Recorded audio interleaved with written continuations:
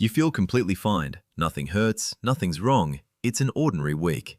But the dog won't leave you alone. It keeps pressing its nose into the same spot on your leg over and over with a focus that's almost rude. Or it's gone strangely clingy, following you from room to room, refusing to settle, lying across your chest and staring up at your face like it's waiting for you to say something. You laugh it off. Weird dog. You nudge it away and get on with your life.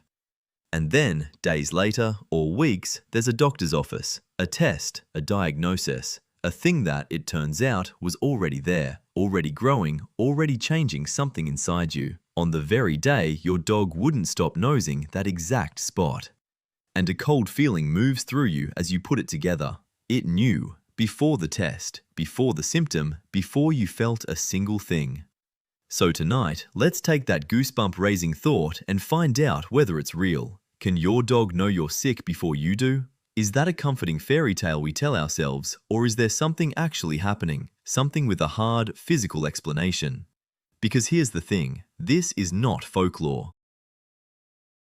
Scientists have put this to the test, in laboratories, with cancer samples and blood sugar monitors and rows of breath in little jars. And what they found is honestly stranger than the ghost story version. By the end of this, I'm going to tell you about a dog that became so obsessed with a small mole on a woman's leg that it kept trying to bite it off, until she finally got it checked, and what that dog found saved her life. And about the experiment where dogs picked the one cancer sample out of a whole row of healthy ones, again and again, with barely a mistake. But the strangest part, the part we're building toward, is this. Your dog may be reading a version of you that you will never, ever experience. A whole hidden you, written in chemistry, broadcasting all the time, that you are completely blind to, and your dog reads like an open book. Stay with me, because what's at the end of your dog's nose is closer to a superpower than you think.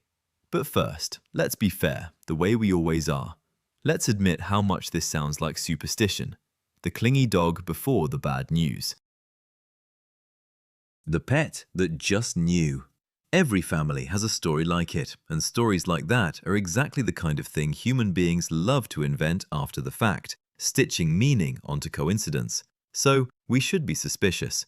We should want a mechanism, a real, physical reason this could be true before we believe a word of it.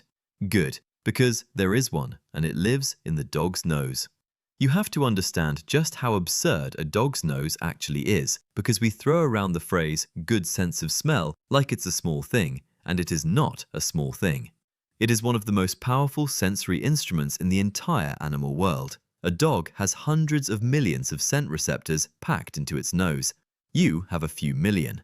A huge portion of a dog's entire brain is devoted to processing smell, far more proportionally than yours.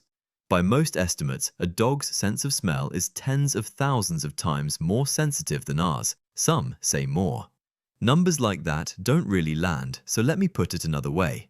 People who study this like to say a dog could detect something like a single teaspoon of a substance dissolved in enough water to fill a couple of Olympic swimming pools. That's the resolution we're talking about. And it's not just sensitivity. A dog smells in layers, in dimensions you don't have. Where you walk into a room and see a room, your dog walks in and reads a story. Who was here? How long ago? Which direction they went? What they ate? Whether they were calm or frightened. The dog is moving through a rich, detailed, constantly updating world of scent that is completely invisible to you, happening right alongside the world you can see all the time. You live in a world of light. Your dog lives in a world of smell, and that world is every bit as detailed as yours. So that's the instrument. Now here's the key that makes the whole thing work. Disease has a smell. When something goes wrong inside a body, the chemistry changes. Cells behave differently, processes shift, and those changes release new compounds, tiny airborne molecules, into your breath, your sweat, the surface of your skin, your body's whole invisible chemical exhaust. Scientists call them volatile organic compounds, but you don't need the term. Just hold on to the idea. A sick body smells different from a healthy body. Not in a way you could ever notice.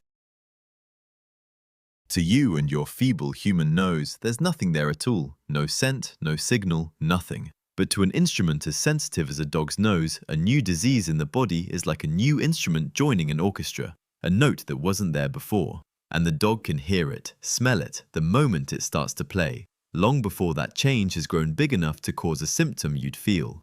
And this is not theory. This is the part scientists have nailed down hard.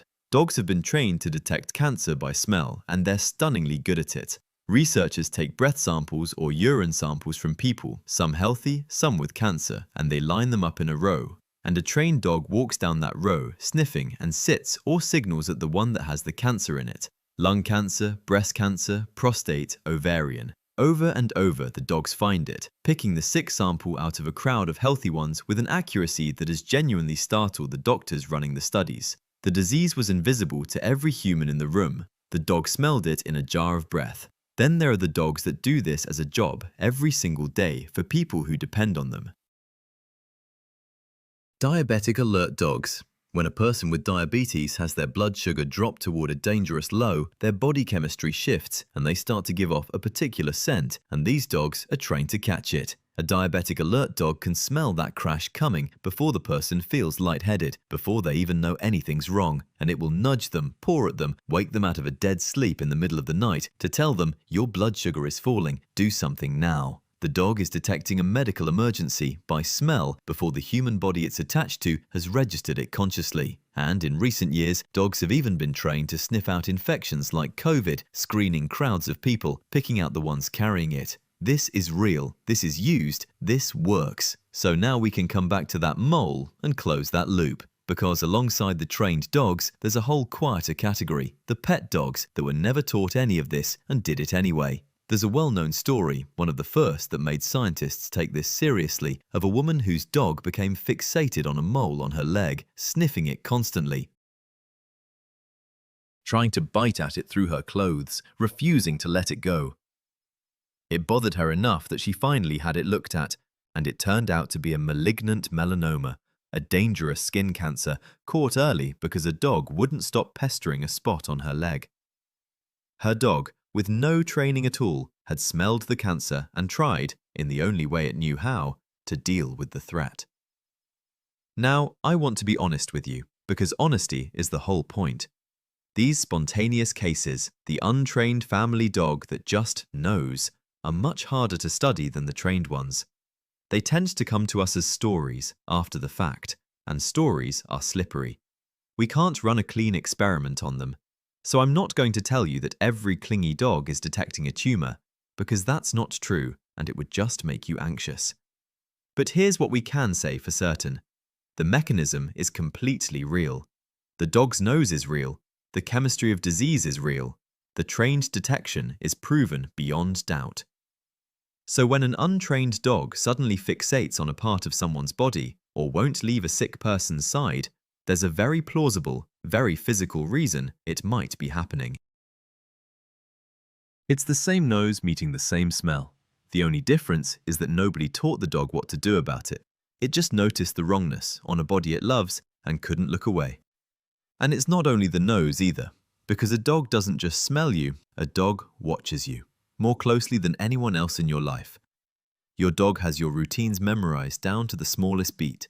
It knows how you normally move, how you normally sound, how much you normally sleep, the exact rhythm of an ordinary day. So when you start to come down with something, when you slow down a little, sleep a little more, move a little stiffly, days before you'd consciously think, I might be getting sick, your dog notices the change immediately, because it's been studying you its whole life. And on top of that, dogs can smell our emotions. Research has shown that dogs can detect the scent of human stress, the chemical signature your body gives off when you're anxious or unwell, and that it actually affects their own mood.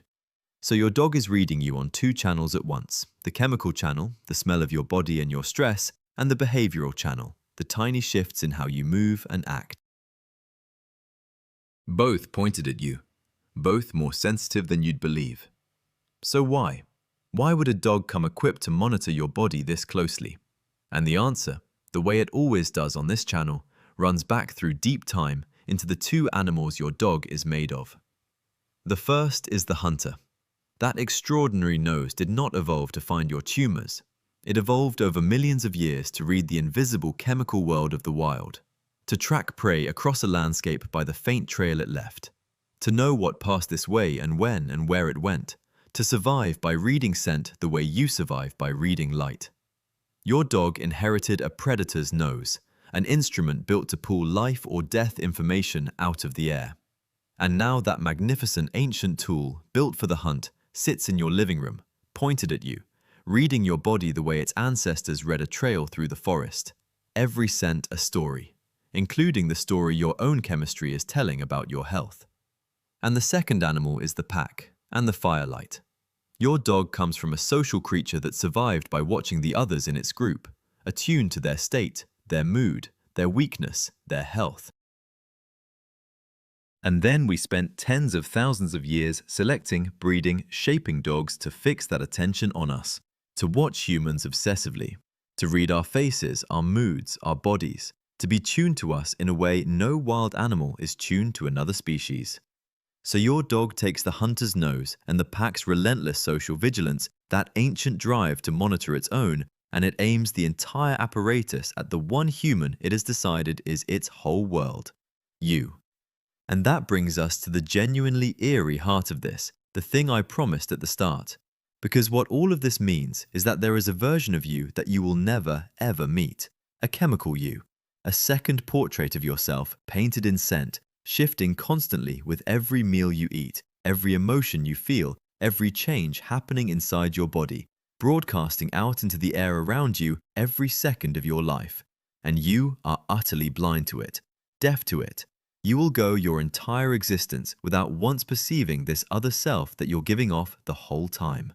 But your dog reads it fluently, which means your dog knows things about your body that have not yet reached your mind.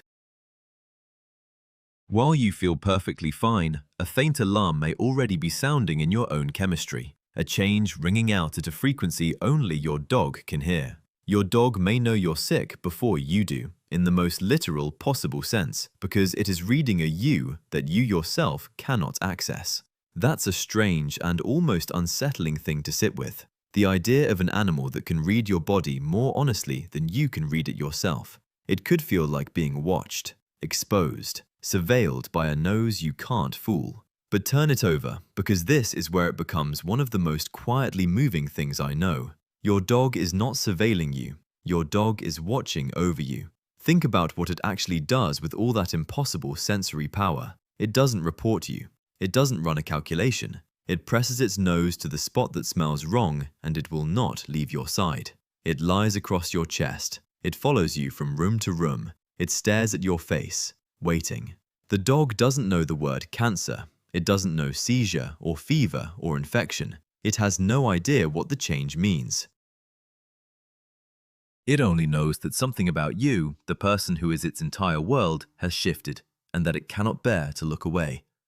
All of that staggering ability, the hunter's nose, the pack's endless vigilance, 10,000 years of an animal bred to attend to us, and the only thing your dog does with it is come closer, stay nearer, guard you against a thing it can't even name. And here's the part that I think is the most beautiful of all. Long before we had doctors, before we had any test or scan or machine, before we understood disease at all, a sick human lying in the dark had nothing.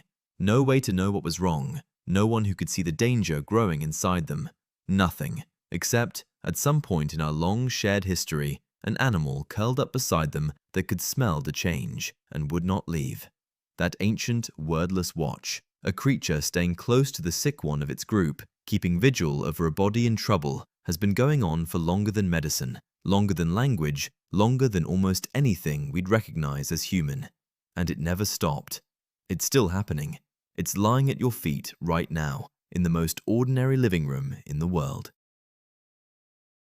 So the next time your dog gets strangely clingy, won't settle, keeps nosing the same spot, presses itself against you like it's trying to hold you together, it's very probably nothing. Don't go to bed terrified tonight, but know what that nose can do. Know that it has, more than once, saved a life. It isn't a diagnosis. It's something simpler and older than a diagnosis. It's an animal telling you in the only language it has that something about you is different and that it noticed and that it's not going anywhere. And honestly, that's worth a listen. Isn't it strange how much watching over happens in an ordinary house, in total silence, through senses we don't even have? Your dog carries the hunter's nose and the pack's vigilance, and it spends both on you, reading a self you'll never meet, keeping watch over a danger you can't feel. It's the same machinery we keep finding in every quiet room. The mind that feels watched in the dark, that loses itself in a doorway, that raises fur it no longer has, that keeps half awake in a strange bed, that holds its missing people across the empty hours. And here again, an ancient animal running an ancient program. The deep drive to guard its own turned on you, reading your body with a tenderness disguised as a superpower. We pulled one more of those threads tonight, and there are always more, hidden in the creatures that lie down beside us and keep watch while we sleep. So does your dog know when you're sick before you do? Sometimes, in a real and measurable way, it might. Not because it's magic, because it loves you with a nose built to read the invisible, and it has never once stopped paying attention. I can't tell you what's wrong. I don't have the word for it. I just know your scent the way you know a face, every line of it. And lately one line has changed. So I'm staying here, right against you, where I can keep my nose on it and keep watch, the way something has kept watch over the sick of its family since long before either of us was born. I don't know what it is. I only know it's you, and you're not quite right, and I'm not leaving.